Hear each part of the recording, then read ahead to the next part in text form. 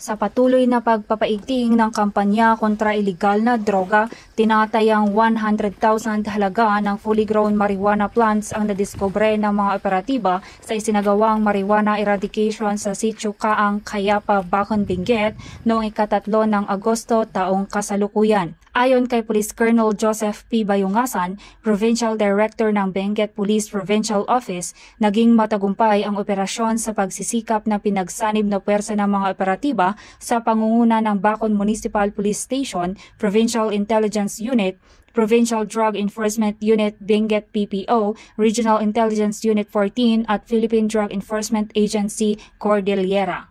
Ang operasyon ay nagresulta sa pagkakadiskubre ng isang plantasyon ng marijuana na may lawak na 100 square meters at may 500 piraso ng fully grown marijuana plants na nagkakahalaga ng 100,000 standard drug price.